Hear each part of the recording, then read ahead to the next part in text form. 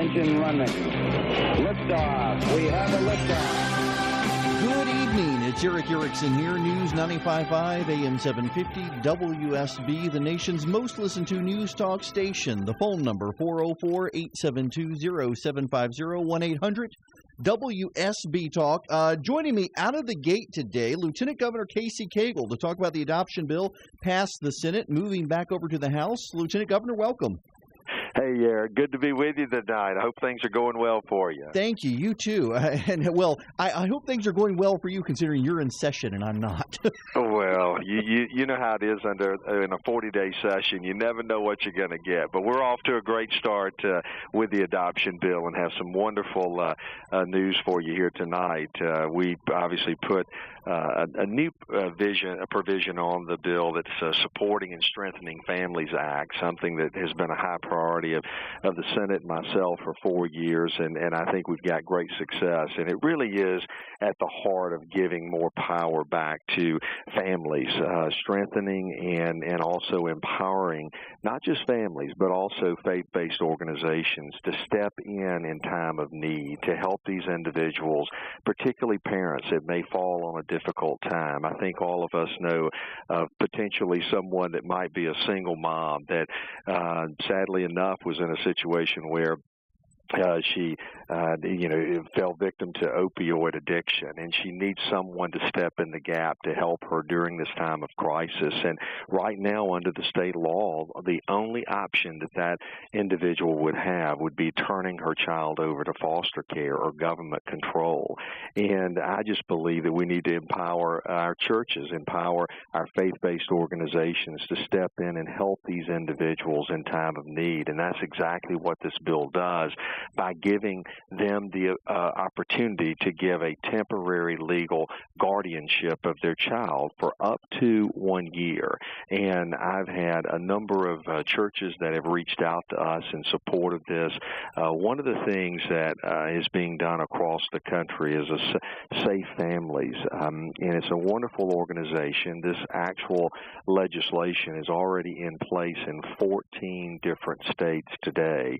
They're also up and running in 27 different states, and the results have been remarkable in terms of empowering churches to get involved to help individuals that are in that time of difficulty. And so this piece of legislation really does empower that, and we're excited about moving it forward. We have the support of the Georgia Life Alliance as well. Let me jump in here real quick and just correct me if I'm wrong here, but my understanding is, in fact, this is one reason a lot of churches really pushed for this to be added into the adoption legislation, is parents can essentially use a power of attorney and give care of children over to individuals or nonprofits like a church to take care of them for up to a year when they're on hard times without having to get DFACS involved. And my understanding is that that was being done in some cases, and DFACS told them there wasn't a law in place, so they couldn't do that, which is why this law is coming forward.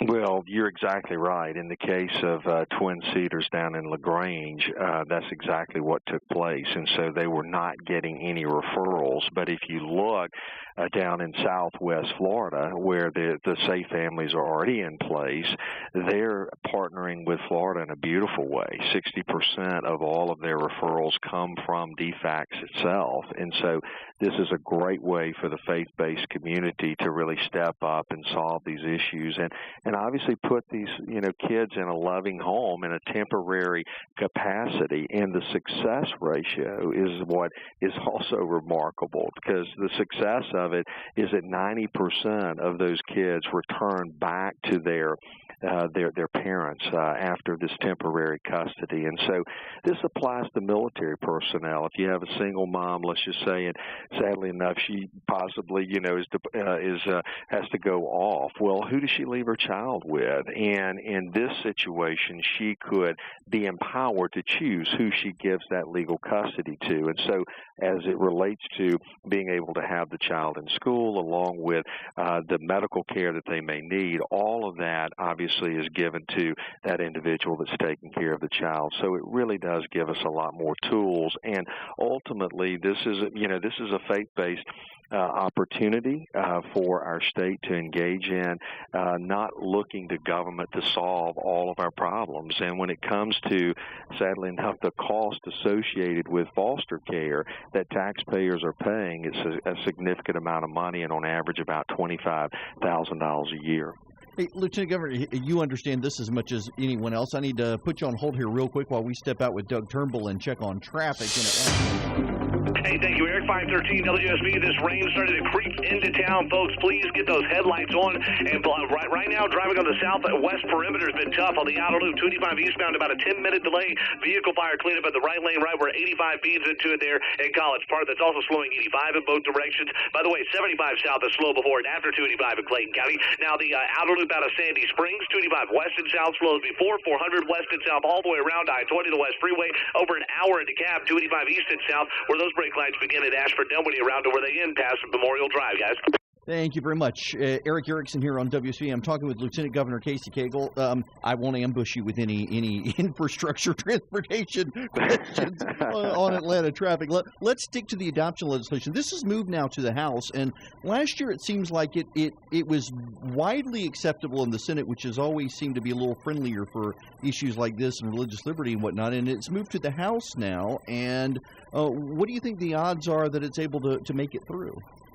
I think we really have a very good shot. The House has actually passed this legislation before, and it went to the governor, and he actually vetoed it over some concerns. But we are in communication both with the House and the governor, and honestly, I'm very optimistic about passage. Now, as you might imagine, the liberals on the other side, they want government control. They're using arguments like we need a judge to make this decision, not a parent to make the decision. And they also have concerns, as you might imagine, with giving faith-based organization more power, more control in a power of attorney, if you please. All of those things are big concerns. So we certainly do not have this one over the goalpost yet, but we're working very, very hard, and certainly your listeners can be very proactive in helping us in that effort. Well, in that regard, I know Andy Stanley released a letter from North Point encouraging the passage of this provision in the adoption legislation. I know it's got some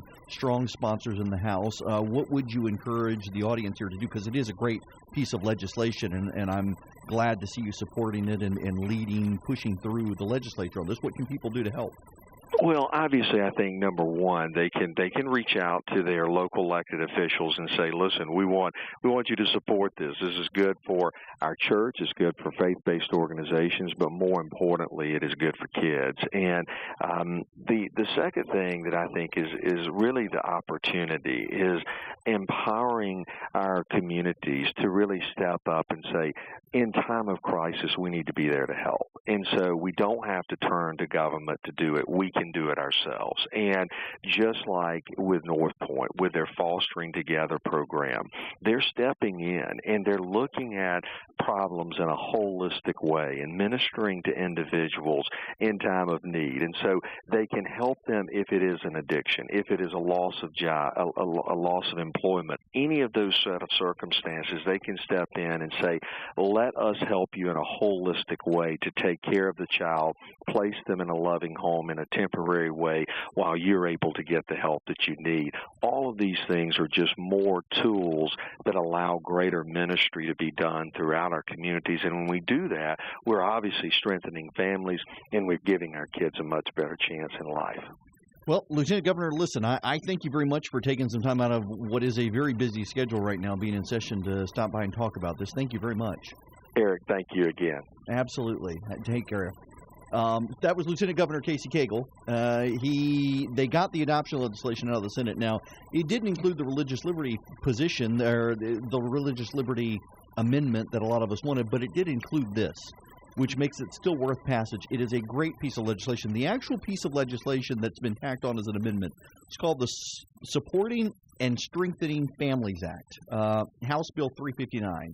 It was added into this, and again, as the Lieutenant Governor was discussing, what it does is it allows someone to use a power of attorney and pass care of their child off to an individual or a nonprofit for up to a year.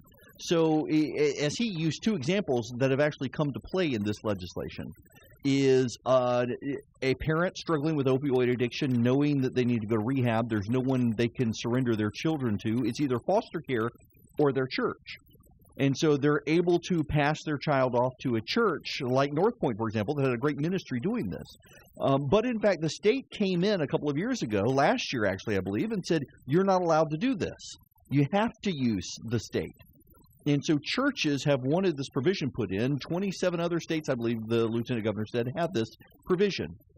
And Georgia, the bureaucrat said you can't do this without that provision. So the Senate in particular pushed this legislation. It did pass the House last time. The governor vetoed it.